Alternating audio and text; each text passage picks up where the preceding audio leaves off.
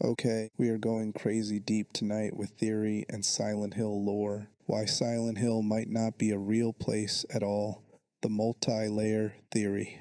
Close your eyes for a moment and picture Silent Hill. Maybe you see Harry Mason stumbling through fog-choked streets, searching for his daughter, while monsters shamble from the white. Maybe you see James Sunderland years later, walking those same streets, same buildings, same lake, same fog, but encountering completely different creatures, fighting different battles, living through what feels like an entirely separate nightmare. Maybe you see Heather Mason returning to a town that should be familiar but feels alien, wrong in ways that go beyond simple decay. Here's the question that's haunted fans for 25 years. Are they all visiting the same place? Is Silent Hill a physical town in Pennsylvania that happens to have supernatural properties? Or is it something else entirely? A concept, a condition, a pocket dimension that wears the shape of a town but isn't actually a location you could find on a map? This is the multi-layer theory, and it's become one of the most debated concepts in the franchise's mythology. It proposes that Silent Hill isn't one place but potentially infinite variations, each visitor experiencing a custom-built reality layer that looks like a town but functions as a psychological mirror. Harry's Silent Hill is generated by his search for Cheryl and tangentially by Alessa's nightmare. James's Silent Hill is his guilt made geographical.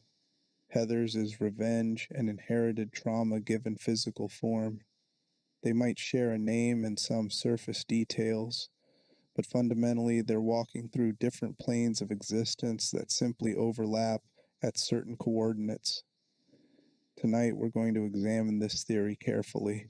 We'll look at what the games actually show us versus what fans have extrapolated. We'll consider the evidence for and against the idea that Silent Hill is a real place versus a psychological phenomenon. We'll examine how different characters experience radically different versions of what should be the same town, and we'll try to understand what Team Silent intended versus what the mythology became through decades of interpretation and subsequent games.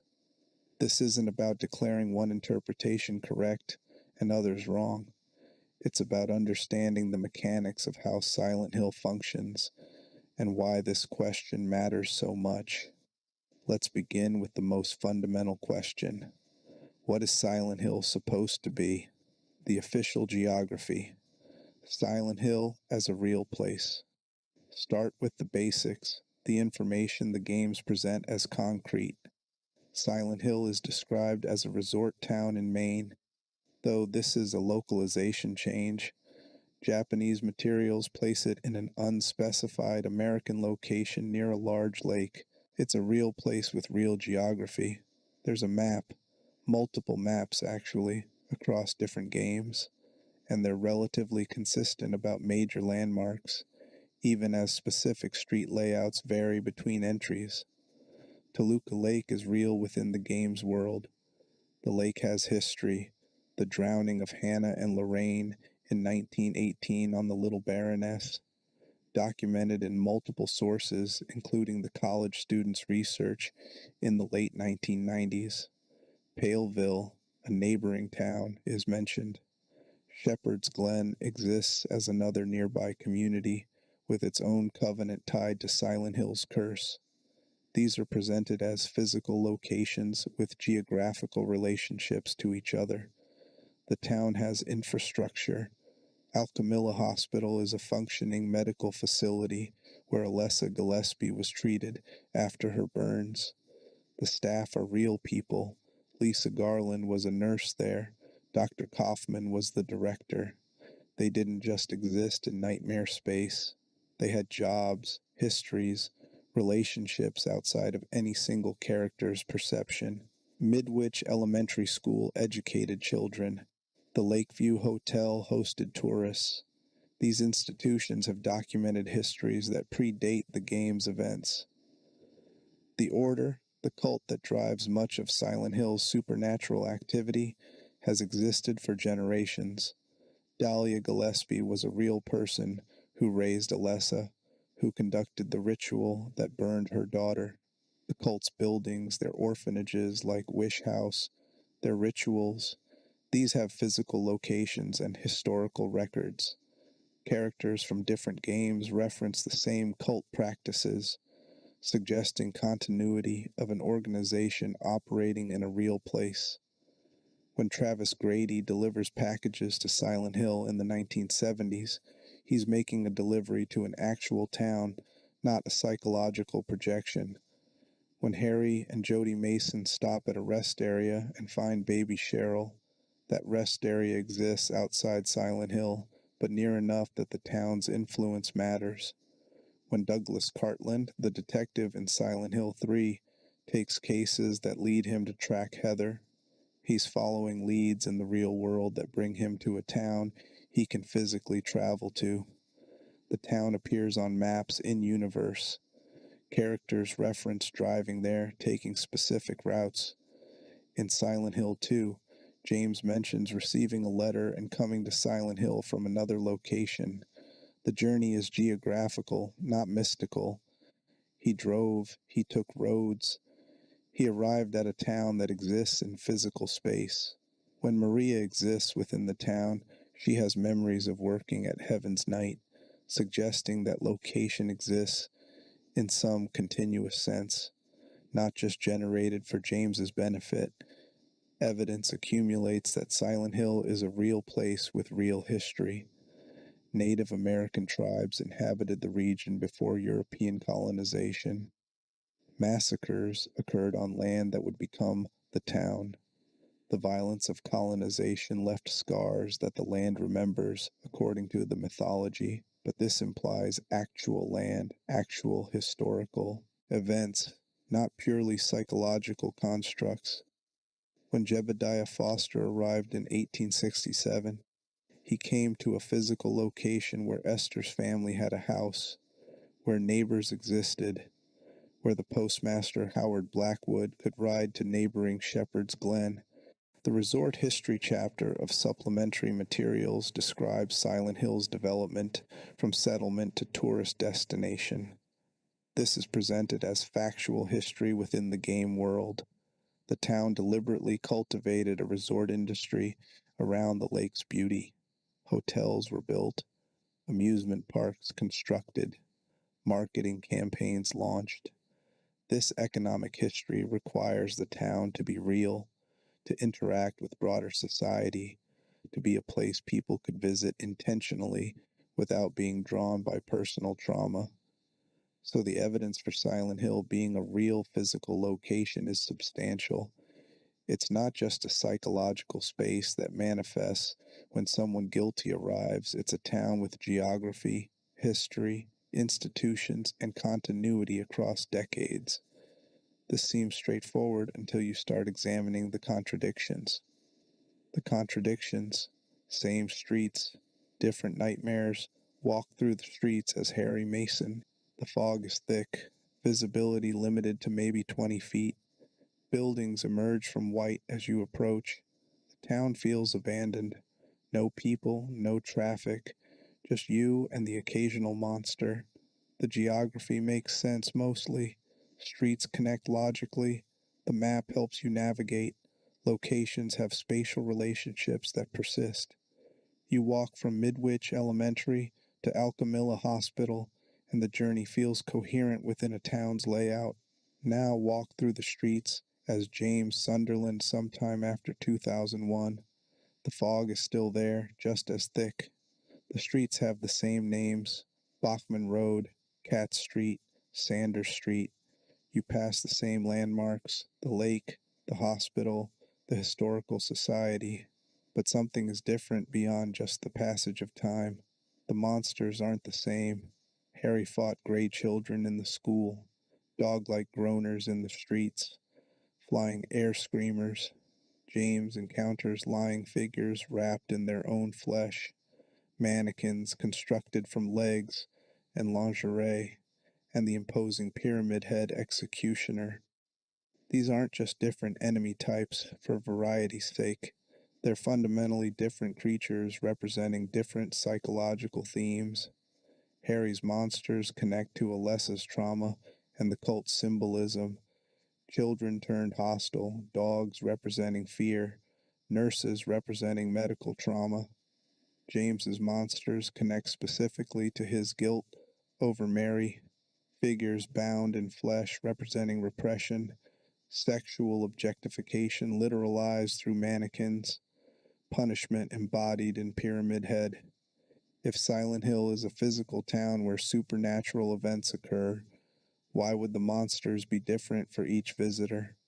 A haunted house doesn't change its ghost based on who enters. Raccoon City's zombies in Resident Evil are the same for Leon and Claire. They're physical creatures created by the T-virus, persistent regardless of who encounters them. But Silent Hill's creatures seem to be visitor-specific, custom-generated based on individual psychology. The layout itself shifts in ways that suggest more than simple physical change.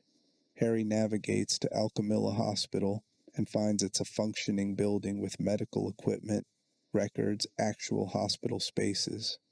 When James visits a hospital, whether it's Brookhaven Hospital or we assume he might encounter Alchemilla, the layout is different. The Otherworld version is distinct. The very architecture seems reconfigured.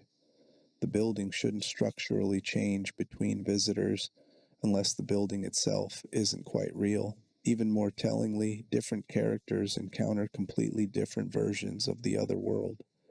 Harry's Otherworld is rusted metal, grating, industrial nightmare with snow falling despite it being autumn. James's Otherworld has similar industrial elements but personalized. The prison, the hotel, environments tied to his specific guilt. Angela sees flame everywhere. Her Otherworld is burning because fire represents her trauma. The staircase she ascends at the end of her arc is perpetually burning. James sees it, confirms it, but he's not experiencing the same level of heat she is. They're in overlapping but distinct nightmare spaces. This suggests something more complex than a cursed town with shape-shifting properties. It suggests multiple realities, multiple layers, each character moving through a personalized version that uses Silent Hill's geography as a template, but isn't actually the same physical space. Harry and James might both walk down Bachman Road, but they're walking through different instances of Bachman Road, different reality layers that happen to use the same street name. The maps even support this interpretation subtly. While major landmarks persist, specific building locations, street connections, and area layouts change between games in ways that can't be explained just by time passing. The town in Silent Hill 2 doesn't map perfectly onto Silent Hill 1's geography. The town in Silent Hill 3 adds locations that couldn't exist given the previous game's layouts. If this were a physical town photographed by consistent cartographers, the maps should match, but they don't quite, suggesting each game is showing a different interpretation of what Silent Hill looks like. Characters never encounter each other even when their visits might temporally overlap. If James visits Silent Hill sometime between 2001 and 2007, the timeline is deliberately vague, and Heather visits in 2003, there's potential overlap, but they never cross paths. The town Heather experiences, full of monsters representing Claudia's faith and Alessa's trauma, seems completely separate from James's town of guilt and punishment. They're not just missing each other in a big town, they seem to be in different versions of the town entirely. Laura, the little girl in Silent Hill 2 who knew Mary, sees no monsters at all. She walks the same streets James does, but encounters none of the horror. The most common explanation is that Silent Hill only manifests its curse for those who carry guilt, trauma, or spiritual corruption. Laura is innocent, so the town appears normal to her. But this raises a fascinating question.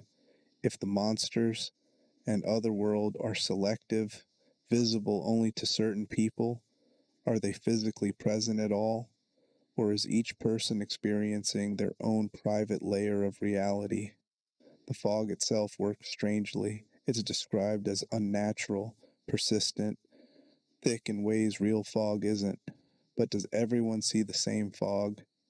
In Silent Hill 2, Angela talks about burning, about heat, but James feels cold and sees snow in certain otherworld transitions. They're experiencing different environmental conditions in what should be the same space. This suggests the environment itself is mutable, personalized, different for each visitor, despite appearing to be the same location. These contradictions create the foundation for the multi-layer theory. If Silent Hill were simply a cursed town with supernatural properties, we'd expect consistency in how characters experience it. Same monsters, same otherworld appearance, same environmental rules. Instead, we see radical personalization suggesting each character isn't just seeing the town differently, they're in fundamentally different reality layers that use Silent Hill as a shared template. The psychological projection model Team Silent, the original developers, deliberately designed Silent Hill to function differently than other horror games. In interviews, particularly in supplementary materials like the Book of Lost Memories and various developer commentaries, they discuss the concept that Silent Hill manifests the internal states of those who enter. The town is described as a resort of the mind, a place where psychological and spiritual elements become physical. This isn't metaphor, it's the actual mechanical function of how the town operates in the game world. Alessa's trauma from being burned, her suffering over years in a hospital bed, her psychic power amplified by the cult's ritual, this warped reality around her, creating the nightmare that Harry walks through. The town is literally responding to her pain, manifesting her trauma as physical environment and monsters. When James arrives years later, Alessa is gone, her soul split, one part reincarnated as Cheryl Heather, the other dissolved or at rest. The curse that created Harry's Silent Hill no longer operates in the same way, but the mechanism remains. The town has the capacity to reflect internal states, so when James arrives carrying massive guilt over killing Mary, the town responds to him instead. It reads his psychological state and generates appropriate manifestations, monsters representing his specific guilt, environments reflecting his memories, an otherworld that looks like his internal landscape. This model suggests Silent Hill is both a place and a phenomenon. The physical town exists, there are coordinates, you can drive there, it's on maps, but what you experience when you arrive is determined by who you are psychologically. The town functions like a mirror or a screen onto which your internal world is projected. Two people standing on the same street corner might see completely different things because they're each being shown personalized manifestations. The Order understood this, which is why their rituals could be effective. They weren't just performing arbitrary magic, they were manipulating the mechanism by which Silent Hill responds to consciousness. Alessa's suffering was amplified through the town's natural properties, creating a feedback loop where her pain manifested physically, which caused more pain, which manifested more intensely. The cult was weaponizing what the town naturally does. This also explains why the Native American tribes recognized the land as spiritually significant before colonization. It's not that the curse began with European settlement. The land always had these properties. The indigenous peoples understood this and maintained rituals to keep balance, to prevent the kind of uncontrolled manifestation that would occur later. Their warnings were practical, not superstitious. This place responds to consciousness, so be careful what consciousness you bring here. The psychological projection model makes the town frighteningly personal. You can't defeat Silent Hill by killing all the monsters or solving all the puzzles because the monsters and puzzles come from you. You're fighting yourself. James literally encounters manifestations of his own death wish, his own punishment complex. Fighting Pyramid Head is fighting the part of himself that believes he deserves to be executed. Winning that battle doesn't mean overpowering the creature. It means accepting what he's done, which removes the need for the executioner to exist. This is radically different from how Resident Evil or most other horror games function. In those games, the threat is external. The T-Virus is a thing that was created by Umbrella. It exists independently of the player characters, and it can theoretically be defeated through external action: destroy the lab, stop the spread, cure the virus. Silent Hill can't be defeated externally because the threat generates internally. You brought the horror with you. The town is just showing you what's already there. But this model creates complications for the idea of a shared physical space.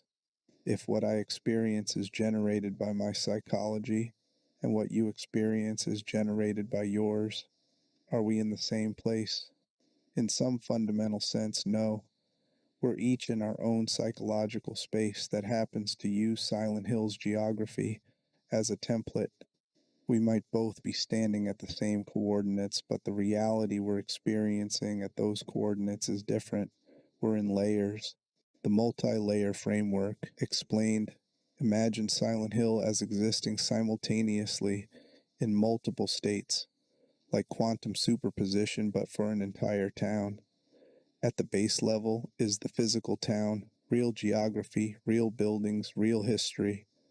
This is the town that appears on maps, the town you could theoretically drive to if you were looking for a resort vacation and had no spiritual corruption drawing nightmare manifestations. Layer 1, the physical reality, is mostly empty in the modern era. The town's resort days are past. Many residents have left due to economic decline, or perhaps an unconscious response to the town's increasing spiritual instability. This is the Silent Hill that Laura sees, a quiet, somewhat run-down town with fog and not much else. It's weird, but not supernatural. Then there are the personal layers, individual manifestations generated for specific visitors. When Harry arrives seeking Cheryl, the town responds to both his desperation and, more powerfully, to Alessa's ongoing trauma. Harry's layer overlaps with Alessa's nightmare, which is why he encounters manifestations tied to her experience: the school, the hospital, the cult symbolism. He's not just in his own psychological space. He's been pulled into Alessa's because her psychic presence is so strong it dominates the town's mechanism. When James arrives years later, Alessa's presence is gone. The town's mechanism no longer has that overwhelming psychic signature to respond to, so it responds to James's guilt instead, generating a James-specific layer. The monsters are his. The other world reflects his psychology. The environments he encounters are tied to his memories of Mary and their relationship. He's in James' layer Silent Hill, which uses the same geographical coordinates as Harry layer Silent Hill, but is functionally a separate reality. When Heather arrives in Silent Hill 3, she's walking into a layer that connects to Alessa's original nightmare because she is Alessa, or at least contains Alessa's soul. The cult's pursuit of her, Claudia's obsession with birthing God, the manifestations Heather encounters, these are tied to the original curse that Harry interrupted. Heather's experiencing a layer that has continuity with the events of the first game, but it's still personalized to her as an individual, to her anger and her grief over Harry's death. Multiple characters can potentially exist in different layers simultaneously without interacting. James and Heather might both be in Silent Hill in 2003, but they're in different layers.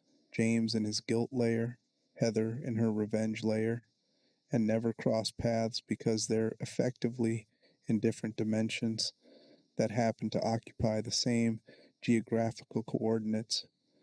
They're both in Silent Hill, but they're in different Silent Hills. This framework explains the contradictions. Same streets, different monsters, different layers, same buildings, different layouts, different layers.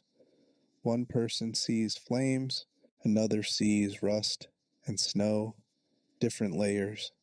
The town is simultaneously one place and infinite variations depending on who's experiencing it and what psychological content they bring. The layers aren't completely isolated. There's evidence of bleed through, of overlap. Angela's burning staircase exists in James's layer enough that he can see it and feel heat, but he's not experiencing it as intensely as she is. He's glimpsing her layer from his own. Similarly, James encounters abstract daddy, Angela's monster, which suggests her psychological manifestations can intrude into his space when their layers overlap sufficiently. This bleed through might explain some of the continuity elements fans point to as evidence of a single shared reality. Characters find notes left by others, encounter evidence of previous visitors, see bodies that look like themselves. These could be artifacts of layers imperfectly separating, allowing information to pass between them, or they could be the town deliberately showing visitors evidence of others to heighten psychological pressure, not actual proof of shared space, but manufactured evidence designed to unsettle. The otherworld in this framework functions as the deepest layer, the most psychologically intense manifestation. When the siren sounds and the world shifts, you're not changing location. You're descending deeper into your personalized layer, moving from the surface appearance toward the psychological core. The other world is where the pretense of normalcy drops completely, and you're confronted with undiluted internal horror. Different characters. Other worlds look different because they're different people's deep layers. Harry's otherworld is industrial and snowy because that's what Alessa's trauma produces. Medical machinery, institutional horror, cold that mirrors emotional numbness. James's otherworld includes prisons and hotels because those locations matter to his guilt. Imprisonment, punishment, corrupted romantic memories. Angela's otherworld is perpetual flame because that's her trauma's language. She was sexually abused in a context involving threat of fire or association with heat, or fire represents her rage, or both. The siren itself is interesting in this framework. It appears across multiple games as the warning that the otherworld shift is coming, but it's not a physical siren that exists in the town's infrastructure. It's a psychological warning, a shared symbol that the mechanism uses to announce transformation. Different layers use the same siren because it's an effective symbol, burned into Silent Hill's mythology, not because there's an actual air raid siren system installed in the town. This multi-layer framework isn't explicitly stated in the games, but it organically emerges from trying to reconcile what different games show. Team Silent never wrote a design document that says Silent Hill exists as quantum superposition with personalized layers. They focused on making each game work individually, on creating horror that felt personal to each protagonist. But the pattern that emerges across games suggests something like the multi-layer framework is the only explanation that accounts for all the contradictions without requiring us to dismiss inconvenient evidence. Evidence from the Order's rituals. The cult's operations provide crucial evidence for how Silent Hill's mechanism works. The Order's entire theology centers on manipulating consciousness to manifest divinity. They're not just worshiping a God who already exists somewhere. They're trying to birth God through specific configurations of human suffering and psychic power. This is only possible if consciousness can directly affect reality in Silent Hill.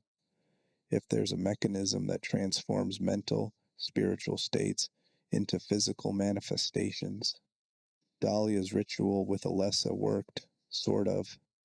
She succeeded in implanting the God seed within her daughter and using Alessa's suffering to nurture it. The nightmare world that resulted was proof the mechanism functions. Extreme suffering in a psychically gifted individual can warp physical reality. But the ritual didn't complete as planned because Travis interrupted it, because Alessa's soul split, because there were variables Dahlia didn't control. Still, the fact that it worked partially proves the town's properties can be deliberately invoked and directed. The ritual required specific components: a vessel, Alessa, suffering, burning her, psychic power, her natural abilities amplified by trauma, and Silent Hill's inherent mechanism for manifestation. Without that final component, the town's curse, its natural properties, the ritual wouldn't work anywhere else. You couldn't perform the same ritual in another city and expect the same results. Silent Hill specifically has the capacity to turn consciousness into matter. Claudia in Silent Hill 3 attempts essentially the same ritual with Heather, trying to force the god birth through Heather's body.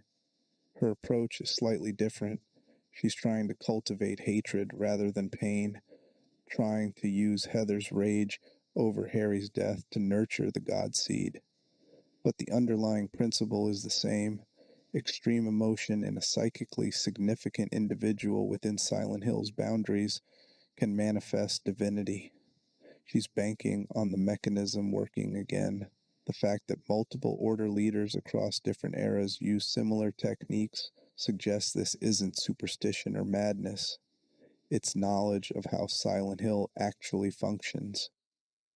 The cult has been experimenting for generations, documenting what works, refining their understanding. Their rituals are essentially applied science, using the town's properties as predictably as one would use chemical reactions in a lab. The specifics of their theology, the halo of the sun, Valtiel, Metatron seal, these are symbolic frameworks for understanding and manipulating the mechanism. Walter Sullivan's 21 Sacraments ritual in Silent Hill 4 represents another variation. He's not trying to birth the Order's God. He's trying to resurrect himself and create a paradise based on his own psychotic interpretation of Wish House Orphanage as his mother. But his ritual follows similar logic. Structured suffering, the 24 murders, specific sacred locations, and Silent Hill's mechanism for making internal realities external.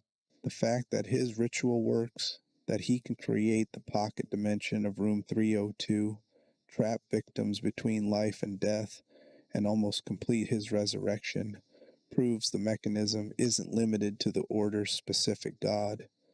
Any sufficiently intense consciousness, with the right knowledge, can manipulate Silent Hill's properties. This suggests the multi-layer framework is accurate. The Order isn't manipulating a single physical space. They're manipulating the mechanism by which the town generates personalized layers. Alessa's layer became dominant, overwhelming, almost replacing baseline reality entirely because her suffering was so extreme and her psychic power so strong. The Order was essentially trying to make her personalized layer the only layer, to overwrite consensus reality with her nightmare permanently as the god was born.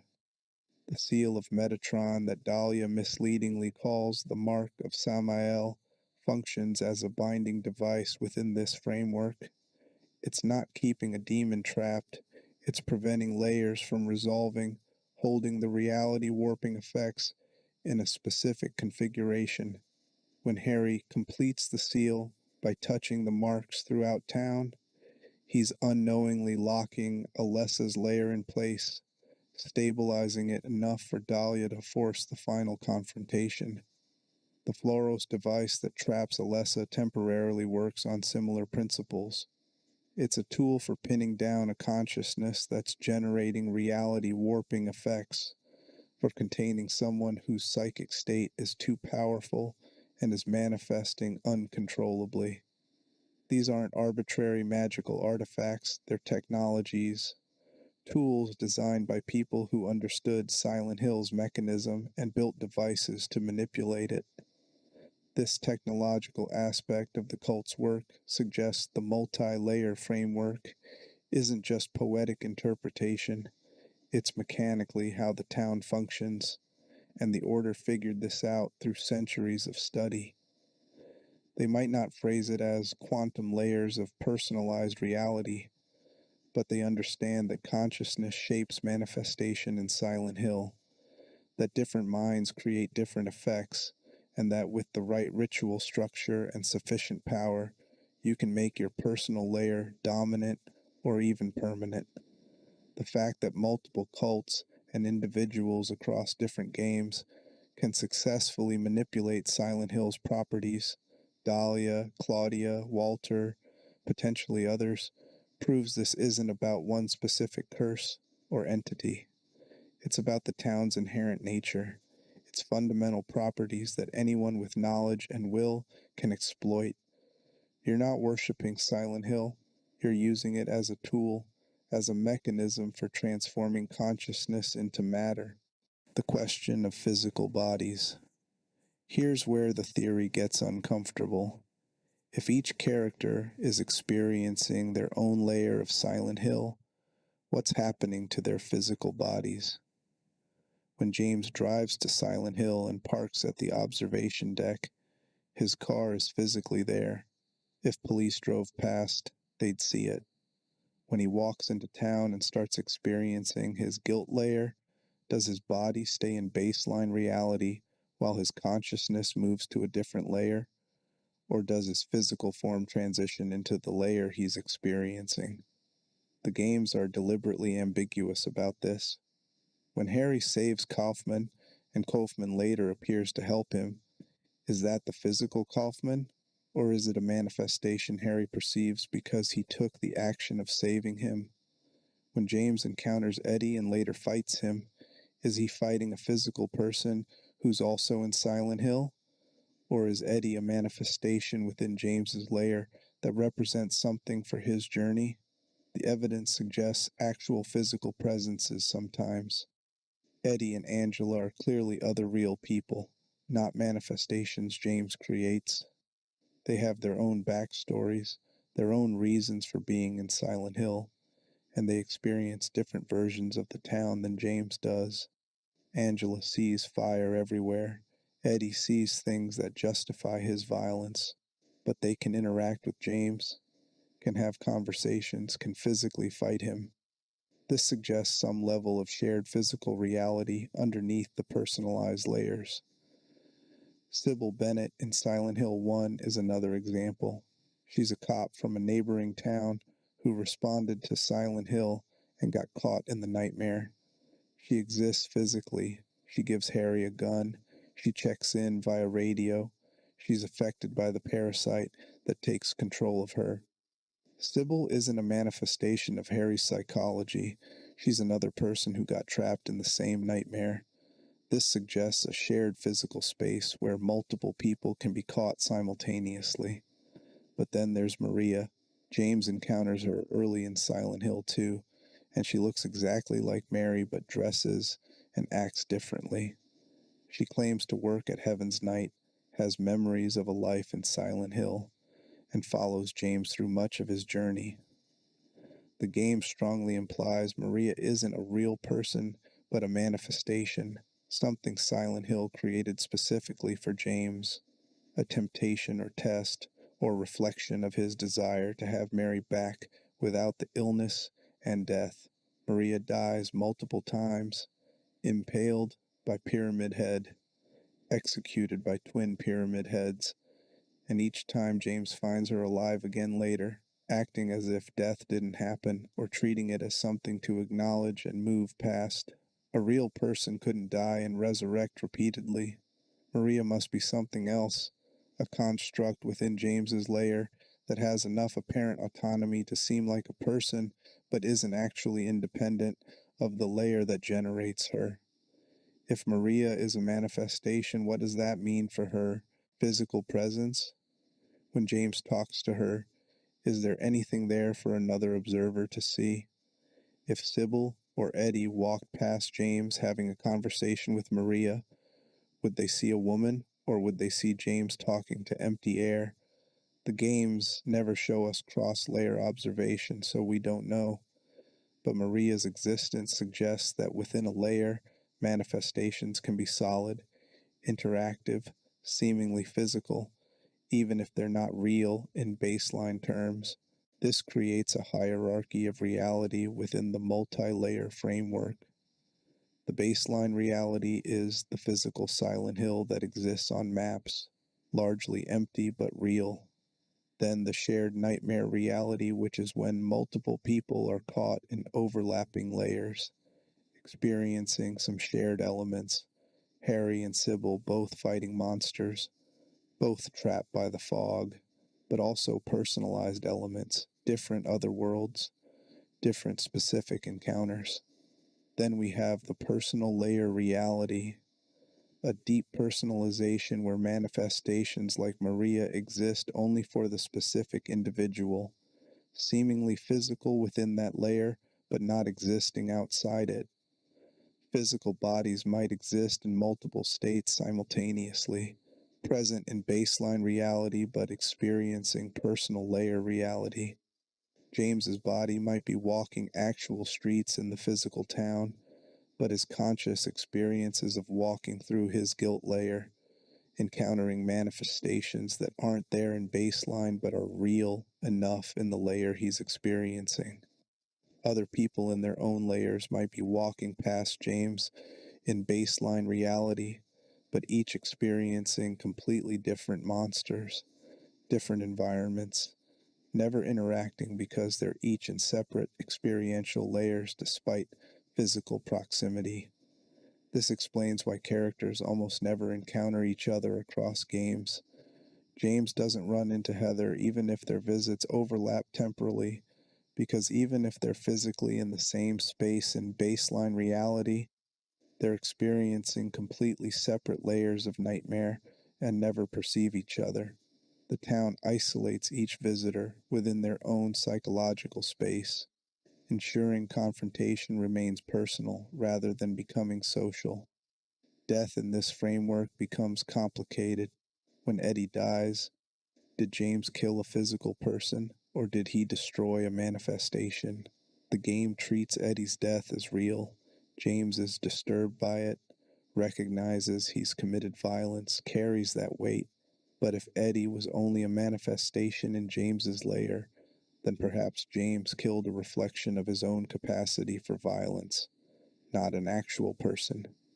The game never clarifies this, leaving the moral weight ambiguous. Similarly, when characters die in their own layers, what happens to their baseline physical bodies? If James drives into Toluca Lake in the in-water ending, does his car and corpse exist in baseline reality for authorities to eventually find? Or does he disappear entirely, consumed by his own layer, leaving no physical trace? The game suggests both possibilities at different times, refusing to commit to one interpretation. This ambiguity is likely deliberate. Team Silent wanted the horror to work on multiple levels, and being too specific about the mechanics would reduce that ambiguity. Is James a murderer who killed Eddie, or did he defeat a manifestation? Both readings work, and which you believe changes how you interpret the story. The multi-layer framework allows for both. Simultaneously, Eddie was real enough in the layer they shared for the act to be murder, but perhaps Eddie was never baseline real, making the ethics even more complex. Temporal anomalies and pocket dimensions. Time functions strangely in Silent Hill in ways that support the multi-layer framework. When Harry first arrives, he crashes his car and Cheryl disappears. The game is somewhat vague about how much time passes, But the implication is that Harry's journey through the town happens over one very long night. Yet the amount of ground he covers, the number of locations he explores, the depth of his journey, this feels like more than a single night should contain. Silent Hill 2 is even vaguer about time.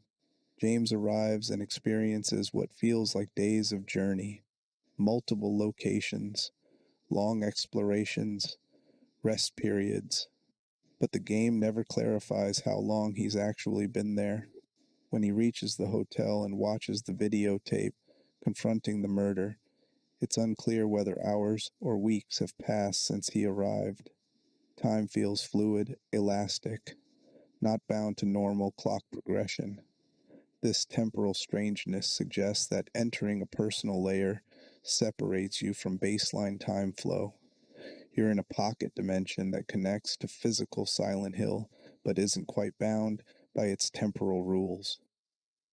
Walter Sullivan's room 302 in Silent Hill 4 makes this explicit. Henry is trapped in an apartment that seems normal, but connects to impossible spaces, and time within the room clearly doesn't match time outside. Days pass for Henry that might be hours outside, or vice versa. The concept of pocket dimensions attached to, but separate from baseline reality, fits the multi-layer framework perfectly. Each personal layer is essentially a pocket dimension, a reality bubble generated by an individual's consciousness, overlaid on Silent Hill's physical coordinates, but not actually occupying baseline space-time normally. You can enter and exit these pockets, but while inside you're subject to different rules, different flows, different physics. This explains how impossible spaces exist. Nowhere, the final area in Silent Hill 1, is literally impossible, an industrial nightmare maze that couldn't exist within the town's physical geography. It's not under the town or hidden in the town. It's a pocket dimension that Harry descends into for the final confrontation. The descent itself is symbolic, moving away from anything approximating baseline reality into pure manifestation space. Similarly, the labyrinth in Silent Hill 2, where James faces Angela's demons and later pursues Maria, defies physical logic. The spaces don't connect sensibly, the architecture is impossible, and the environment shifts according to psychological need rather than spatial coherence. This isn't a basement under the historical society. It's a pocket dimension James enters that uses beneath the historical society as an access point but exists in its own bubble. The hotel's impossible architecture near the end of Silent Hill 2 functions the same way. The building becomes maze-like, repeating, larger inside than outside, with the staircases that ascend or descend far beyond where the building's physical structure should allow. James has transitioned from a layer that still roughly corresponds to baseline reality into a deeper pocket dimension where geography is entirely psychological, where the environment exists only to facilitate his confrontation with guilt. These temporal and spatial anomalies suggest that what we call Silent Hill isn't really one place but a nexus, a specific set of coordinates where the boundary between baseline reality and pocket dimension reality is thin, where consciousness can generate alternate spaces more easily than elsewhere. The physical town exists, but it's essentially a gateway, a soft spot in reality where personal layers can manifest, and individuals can become trapped in spaces that use the town's geography as a template but aren't actually physically located within the town. This also explains why Silent Hill is so specific, so consistent across different experiences despite the personalization. If each person generated their own reality completely from scratch, the overlaps would be unlikely. But if Silent Hill, the physical place, has specific features, the lake, certain buildings, particular streets, then personal layers use that existing template, ensuring consistency in broad strokes, even as details vary wildly. You're not creating a town from nothing. You're experiencing a personalized version of a template that already exists. The Native American understanding of the land as sacred, as a place where boundaries are thin, supports this framework. The indigenous peoples weren't worshiping the town didn't exist yet. They were recognizing that this specific geographical location has properties that make reality more mutable here. The colonizers who ignored this and built a town on that location essentially constructed a permanent anchor point, a fixed reference that the mutable reality could crystallize around. So Silent Hill is simultaneously real and unreal. It's a physical place, coordinates, buildings, history.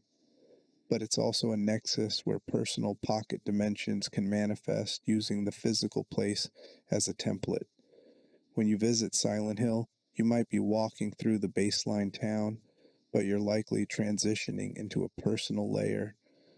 A pocket dimension that looks like Silent Hill uses its geography, but is fundamentally your own nightmare space that only you can experience.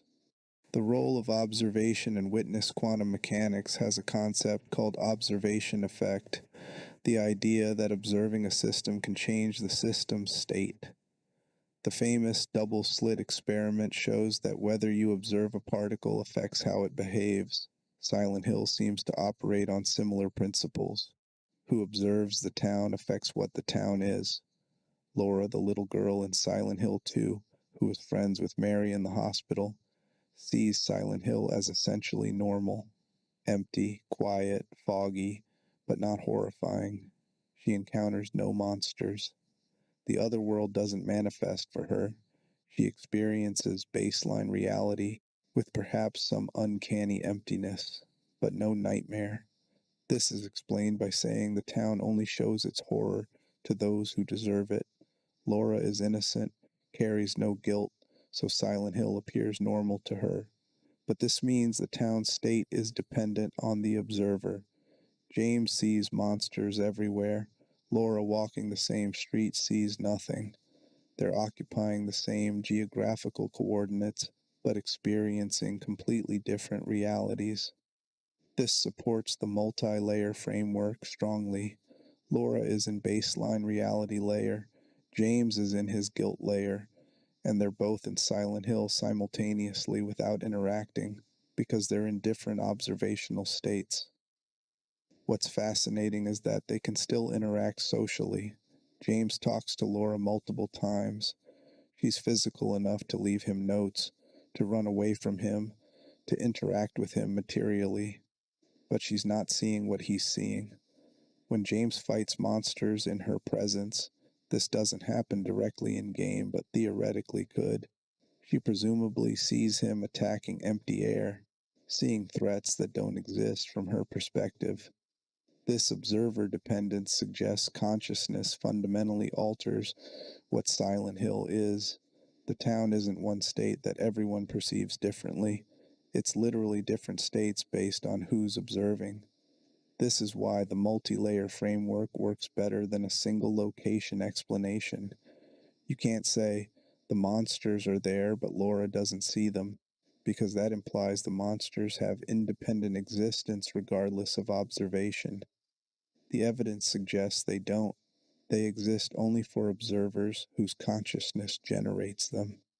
Pyramid Head is particularly interesting in this framework.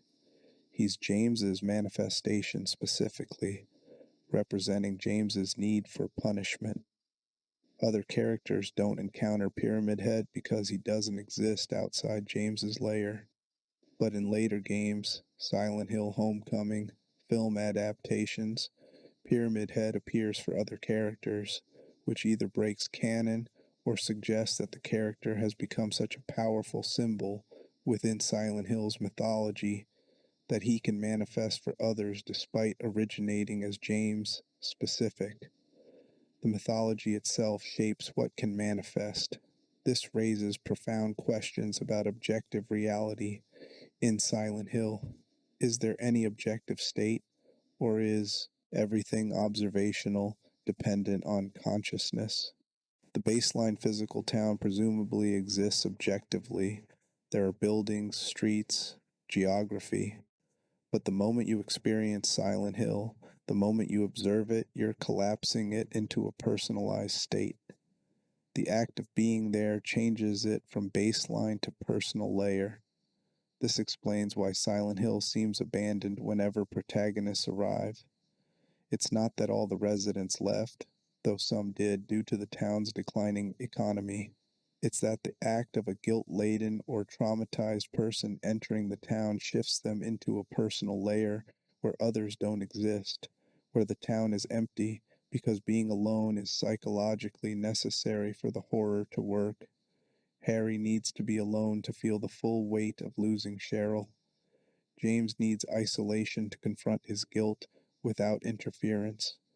Heather needs to face Claudia without bystanders to protect.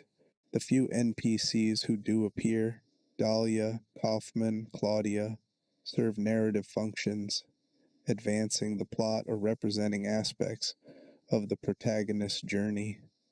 They might be physically real people who've learned to navigate between layers, or they might be manifestations that seem autonomous but are actually part of the protagonist's layer.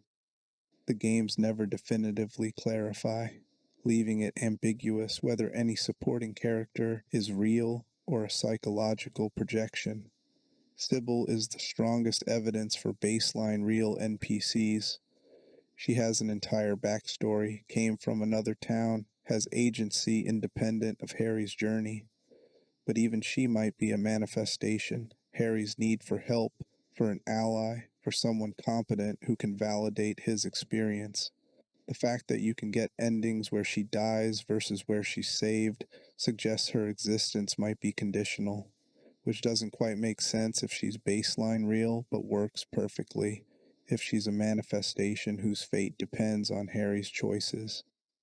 This observer dependence means Silent Hill is profoundly subjective. There's no true Silent Hill that exists independent of observation. Every experience of the town is equally valid because each is what the town becomes for that observer. Harry's Silent Hill is true for Harry. James's Silent Hill is true for James. They're incompatible accounts of what should be the same place. But they're both accurate because Silent Hill is what you make it when you observe it with your consciousness. This breaks the normal rules of horror game settings. Usually the horror location has an objective state. The mansion is full of zombies, period. But Silent Hill refuses objective state, exists only in personalized states generated by observation. This makes it philosophically disturbing in ways beyond just scary imagery.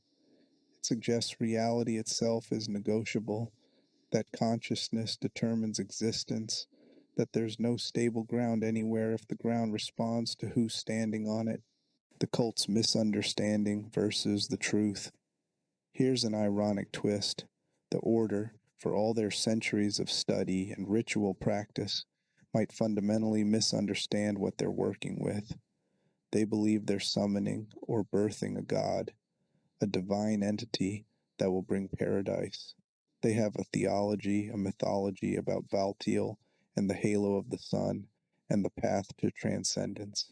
But what if they're actually just manipulating Silent Hill's consciousness manifestation mechanism without understanding it's not about God at all? The God that nearly births through Alessa, that nearly births through Heather, might not be a divine entity at all. It might be a particularly powerful manifestation, a pocket dimension generator, a reality warping effect caused by extreme suffering in a psychically gifted individual. The cult interprets this through their religious framework as divine birth, but mechanically, it might just be what happens when you push Silent Hill's mechanism to extremes.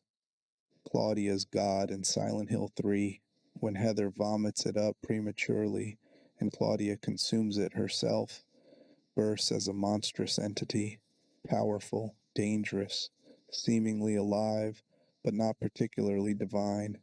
It's a creature, something between flesh and energy that Heather defeats by shooting it.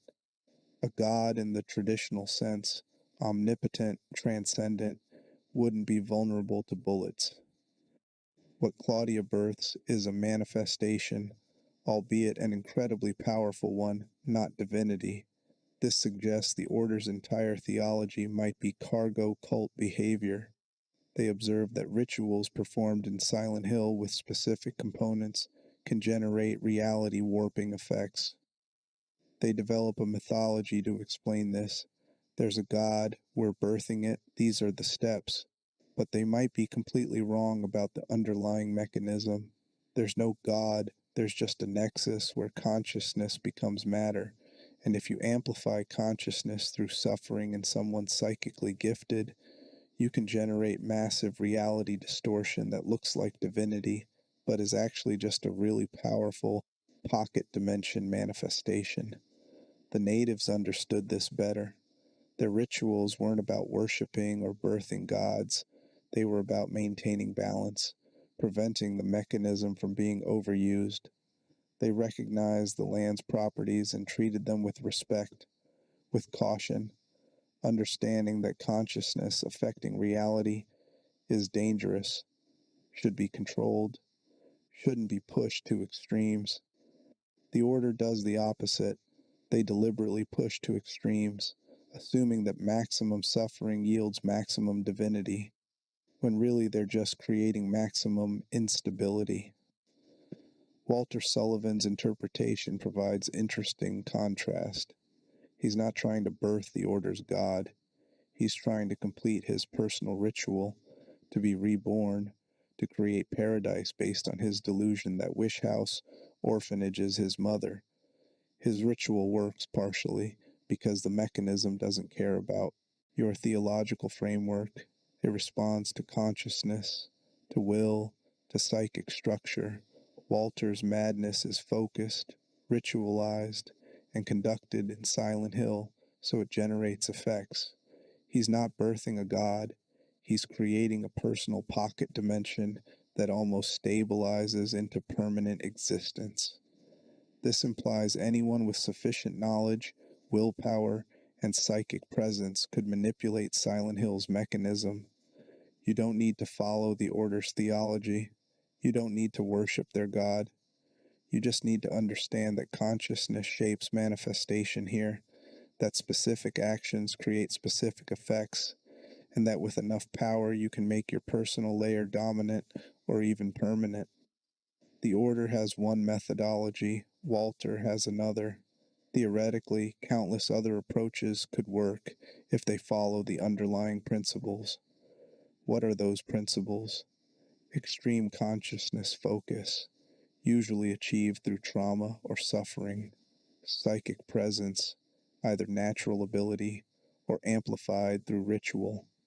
Specific location, you can't do this anywhere, only where the boundary is thin. Structured intention. Random suffering doesn't create organized manifestations. You need ritual structure, focused will, a clear symbolic framework for what you're trying to create. The multi-layer framework explains why the order fails. They're trying to create a permanent layer that overrides baseline reality, a single paradise state that becomes objective for everyone. But the mechanism doesn't work that way. It generates personal layers. Even Alessa's nightmare, which was so powerful it caught others like Harry and Sybil, remained somewhat personal to her.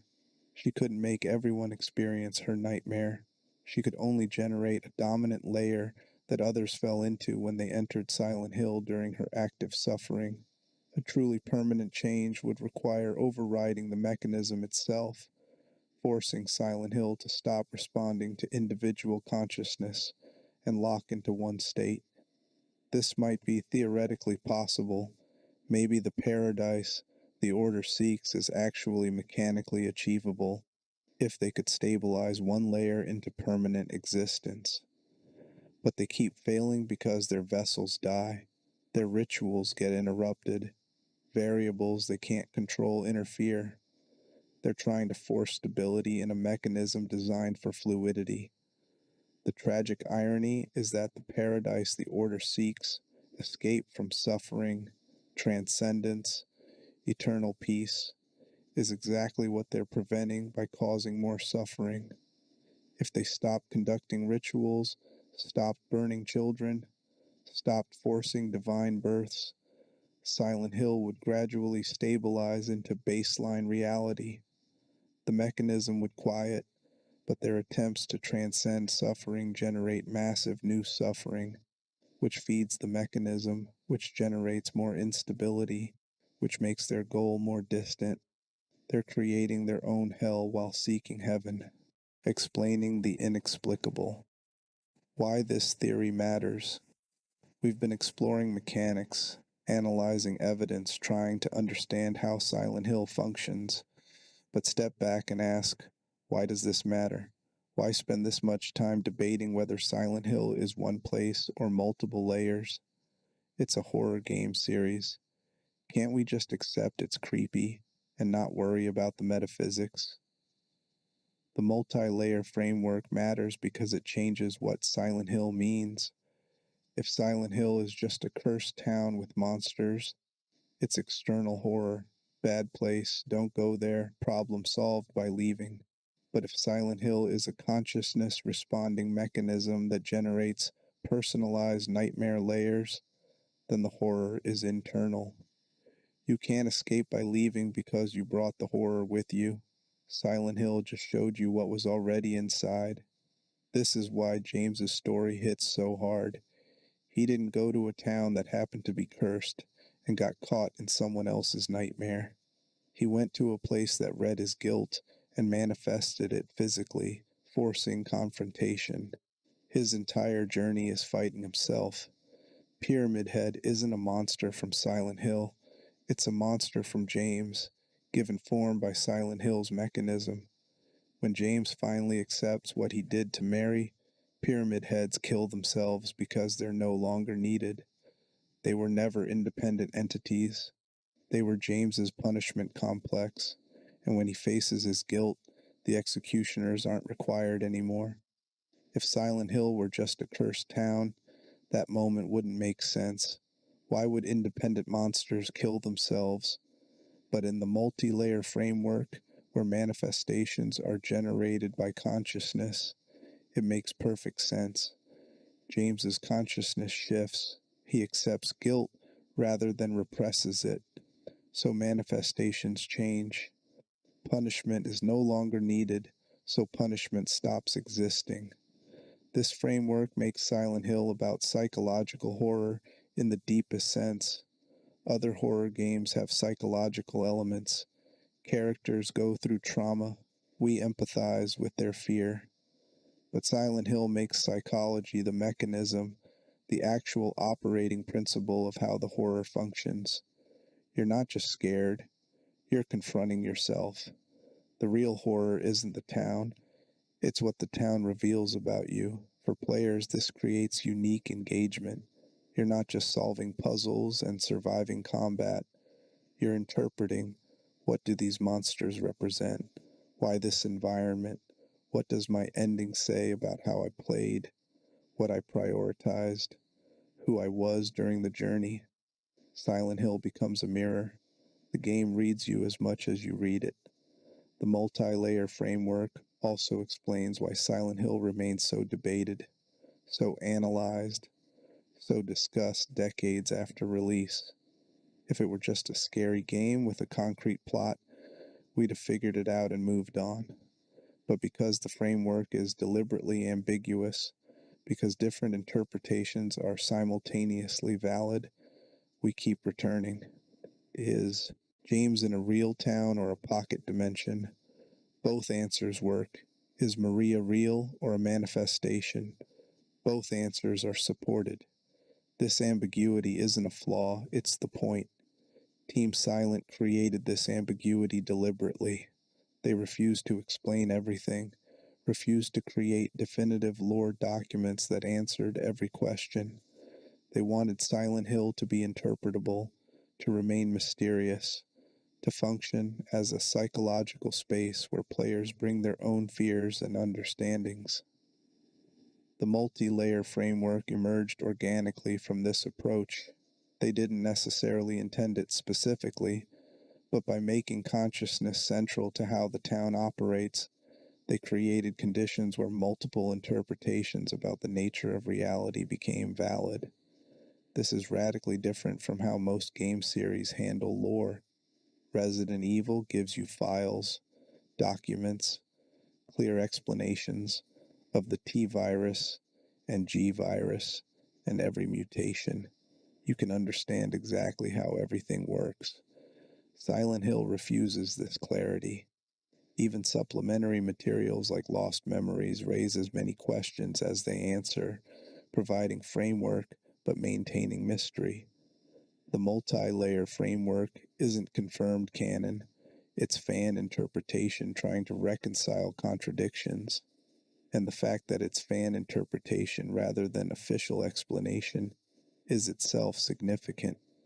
The framework also explains why later games struggled when different developers took over. Understanding Silent Hill requires understanding that ambiguity and psychological depth are features, not bugs. Several Western developed entries tried to make things clearer, to provide concrete answers, to show you the monster and explain what it is. But that kills what makes Silent Hill special.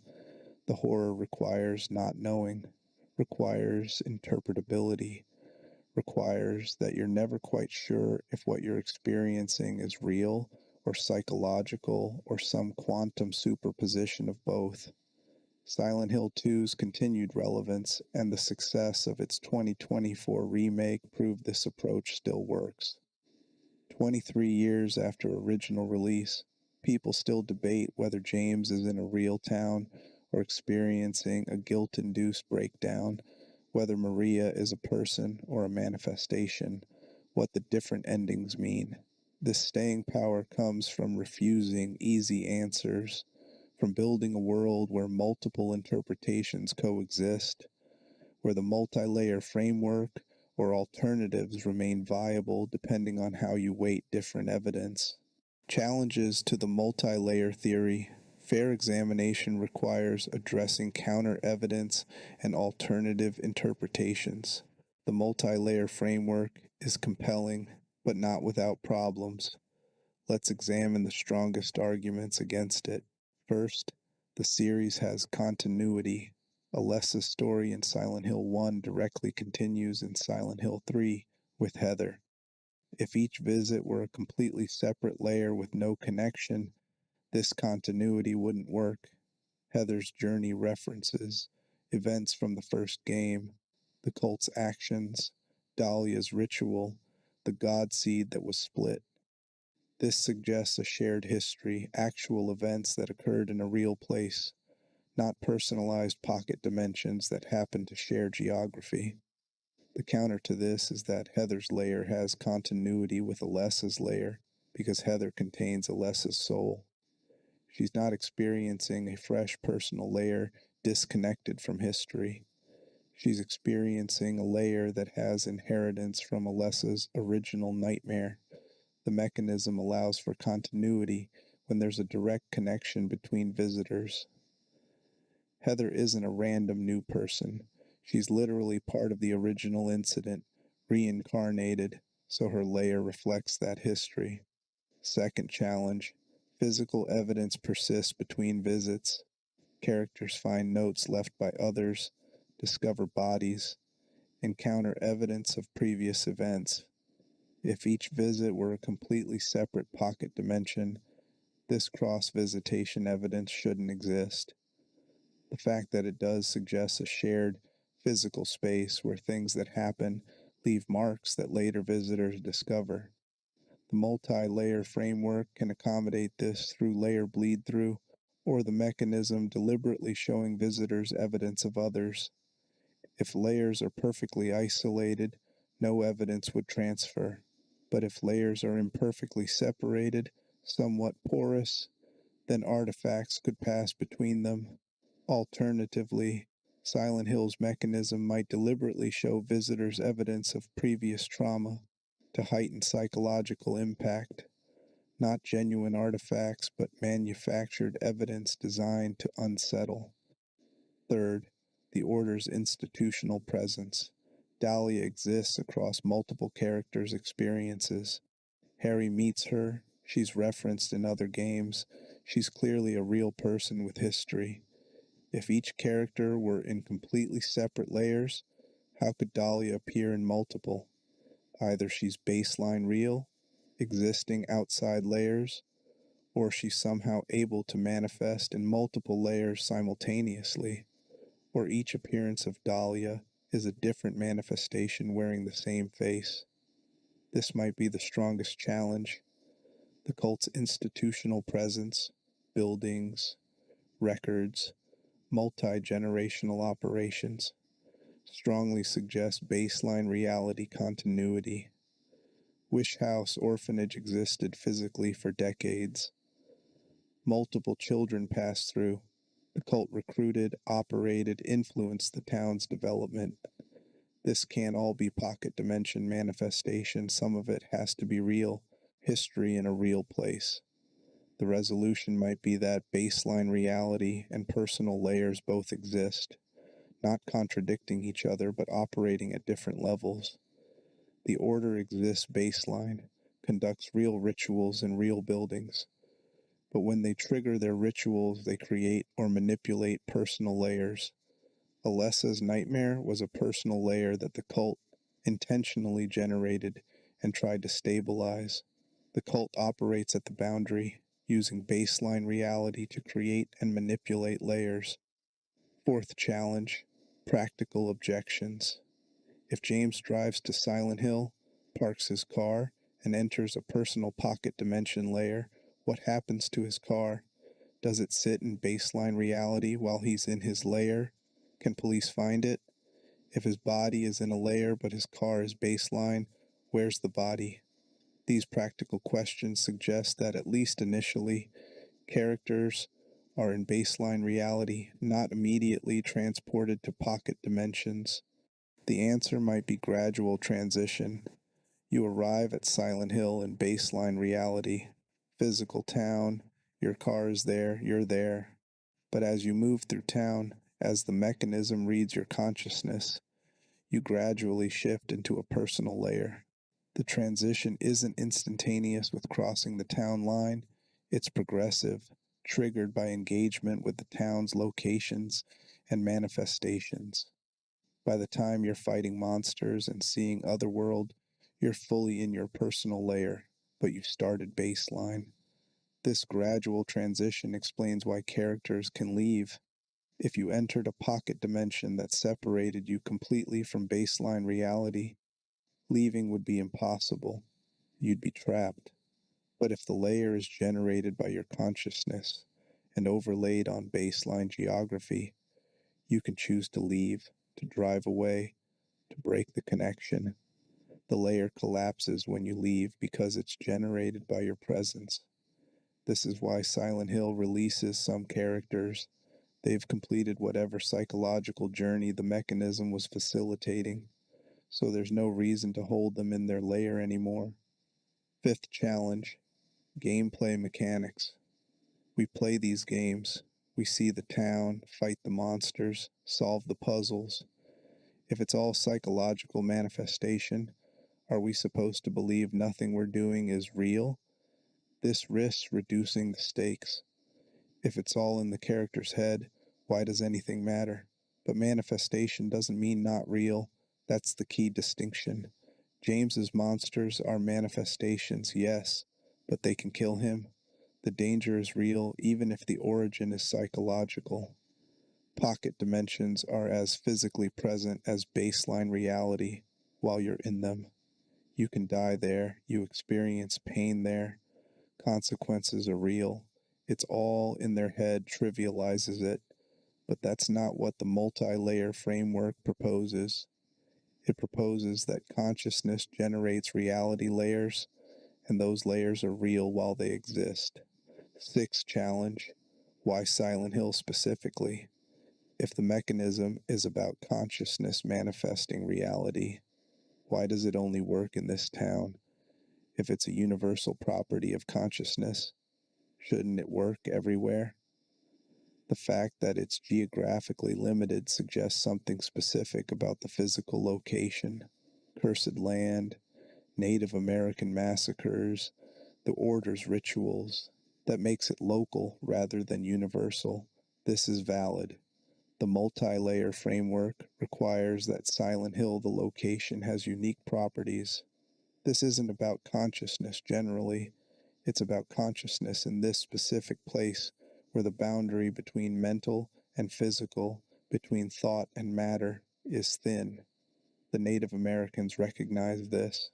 The land was special, required respect, had properties other places didn't. Building a town there didn't create the properties. It gave them a fixed reference point, a stable form around which manifestations could crystallize. So Silent Hill is both a physical location with unique properties and a mechanism for consciousness generating reality layers. You need the location for the mechanism to work. You can't generate a personal Silent Hill layer in another city.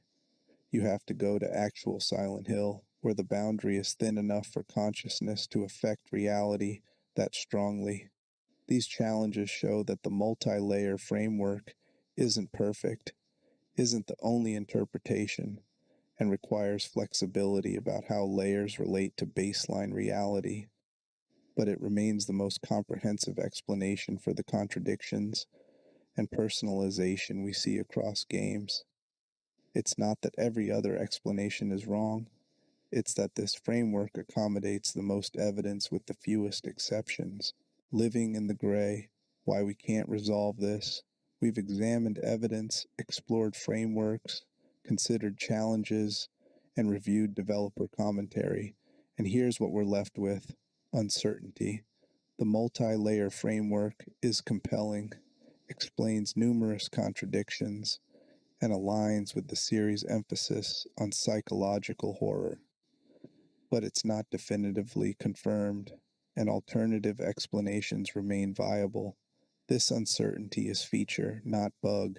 Silent Hill is horror that works through ambiguity. The moment we conclusively answer, is it real or psychological, we reduce complexity. We lose layers of meaning. We make it smaller. The power lies in not knowing, in every interpretation being simultaneously supportable and questionable. James walking through Silent Hill is both walking through a real town and experiencing a psychological breakdown manifested spatially. These aren't mutually exclusive. He's in a real place where real physical events occur. He can die, his body can be hurt, other people can witness him. But he's also in a personal layer of reality that reflects his guilt, that manifests his internal state externally, that shapes the town specifically for him. Both are true because Silent Hill exists at the intersection of physical and psychological, real and unreal, matter and consciousness. The multi-layer framework is one map for navigating this territory. It's not the only map. You could interpret Silent Hill as a single cursed town with shape-shifting properties, or as purely psychological breakdown with no supernatural element, or as explicitly dimensional travel between parallel worlds. Each interpretation has evidence, each explains some things while leaving others mysterious. The multi-layer framework is offered not as definitive truth, but as a useful tool for thinking about how Silent Hill functions. What makes Silent Hill endure is precisely this interpretability. Games with clear lore and concrete explanations get figured out, understood completely, and then the conversation moves on. Silent Hill resists complete understanding, remains mysterious no matter how thoroughly analyzed, and thus keeps generating discussion decades later. The 2024 remake reignited debates about reality, layers, and meaning, showing that even with modern graphics and updated gameplay, the core questions remain unanswerable. This is mature horror storytelling. It trusts audiences to handle ambiguity, to sit with uncertainty, to accept that some questions don't have definitive answers. It respects players enough to let them interpret, to bring their own psychological understanding to the experience, to find personal meaning rather than having meaning dictated. So when we ask, is Silent Hill a real place? The answer is yes. There's a physical town with coordinates, history, geography. And when we ask, are different characters experiencing the same place? The answer is no. They're each in personalized reality layers that use the town as a template, but are fundamentally different. And these aren't contradictory answers. They're both true simultaneously because Silent Hill exists in multiple states, quantum-like, real and unreal, physical and psychological, one place and infinite variations. The multi-layer framework helps us think about this complexity without reducing it. It provides vocabulary, baseline reality, personal layers, pocket dimensions, consciousness manifestation for discussing what the games show without claiming to have figured it all out.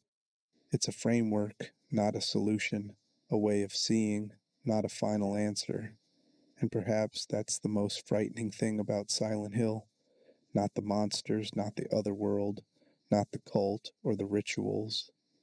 The most frightening thing is that reality itself is uncertain, that consciousness and matter blur, that you can't trust that the ground you're standing on is solid or the town you're in is singular.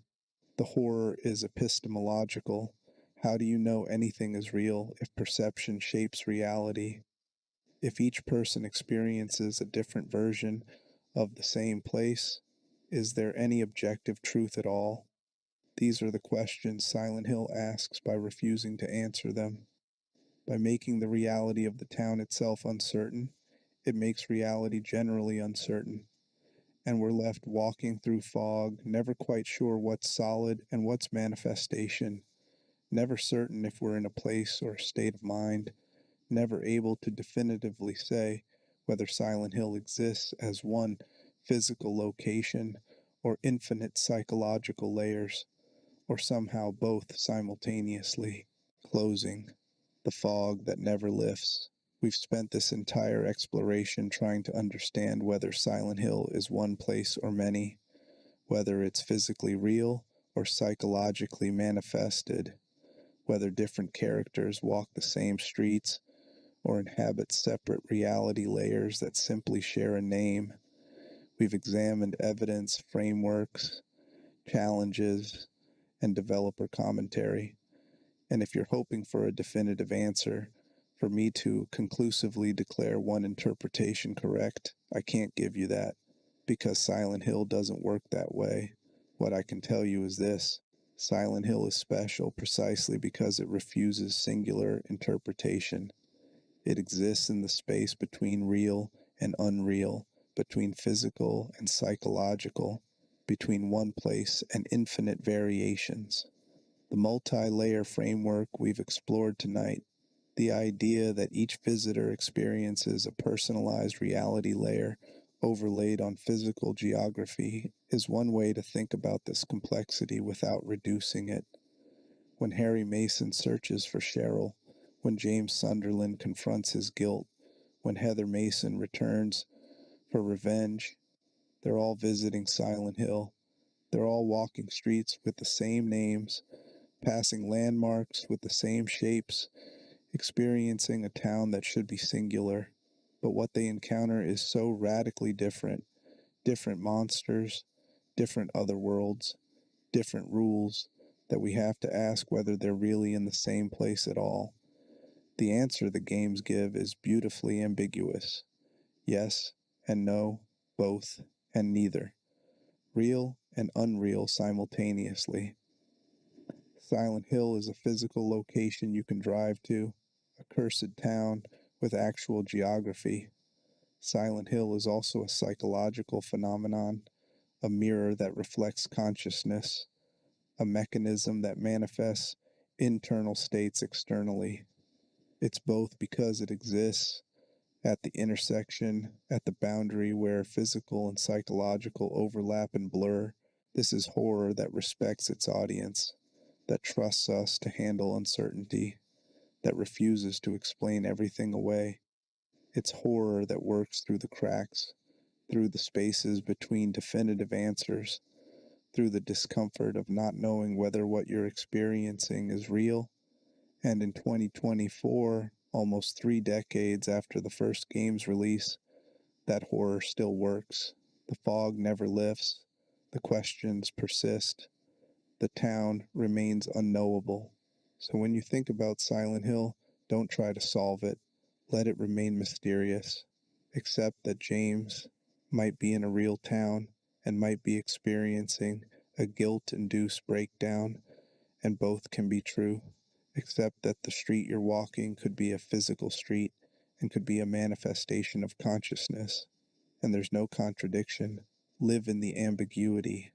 That's where Silent Hill's power lives. The multi-layer theory isn't the answer. It's a framework for thinking about questions that might not have answers, and maybe that's perfect. Maybe horror is strongest when we can't explain it away, when we can't reduce it to mechanics and lore, when we're left standing in fog that never quite clears, never quite sure what's real and what's reflection, never certain whether we're in one place or many, never able to definitively say whether Silent Hill is a town or a condition or something between that refuses categorization. Walk carefully. The ground beneath you might be solid or might be manifestation. The person you pass on the street might be real or might be a projection of your fear wearing a familiar face. The town you're in might be the same town everyone visits, or might be your own personal nightmare lair that simply looks like a town. You'll never know for sure, and that's exactly how Silent Hill wants it. The fog remains, the questions persist, and somewhere in the white, Silent Hill waits, one place and infinite variations, real and unreal, solid and ephemeral, ready to reflect back whatever consciousness approaches it, ready to generate a new layer for the next guilt-laden traveler, ready to remain forever unknowable despite countless attempts to map its mysteries. That's the horror. That's the beauty. That's why, 25 years on, we're still trying to understand what Silent Hill is and where it exists and whether any of it is real. Because the answer keeps shifting like fog, and maybe it's supposed to.